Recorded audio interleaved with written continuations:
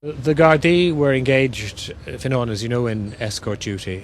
What they were doing on Friday evening wasn't different to what they've done on many similar evenings in the past. Quite clearly, the gang who were engaged in this event, on the assumption there was some pre-planning, must have known that there was Garda security for cash coming from the credit unions. They were quite clearly armed. They gave Garda Donoghue no chance of any description.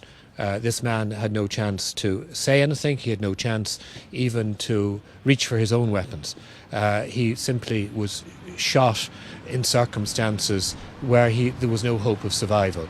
It's quite clear this was a group of people intent on murder and mayhem. They had no respect for human life. It may well be the case that if the Gardaí had not been there, a member of the credit union could have lost their lives. So quite clearly these people had no compassion, no moral compass of any description, and it's of the utmost importance that they're tracked down.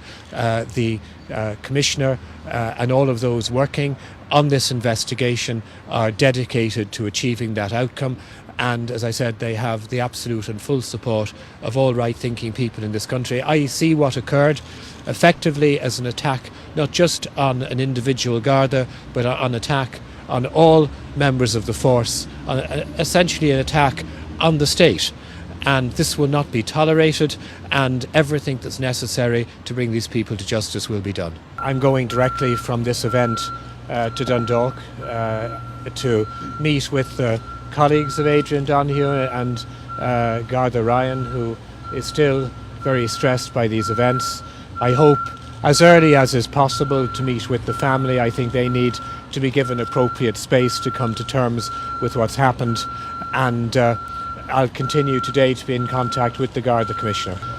There are different strands to the investigation that's taking place at the moment.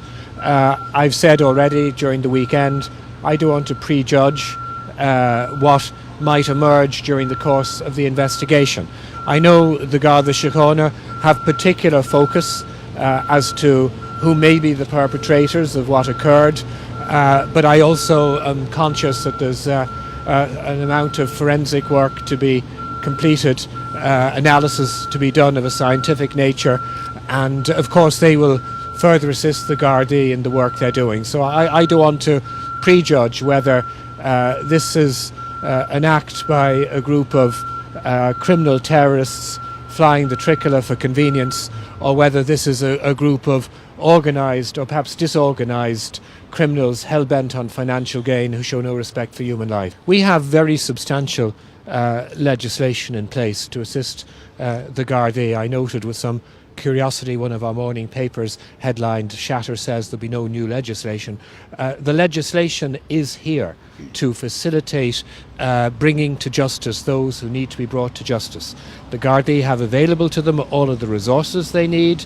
There was very substantial legislative reforms in recent years, and they have the full support of the government. They have my personal support, and I believe the support of everyone in the wider community. All right-thinking people want to see these people brought to justice.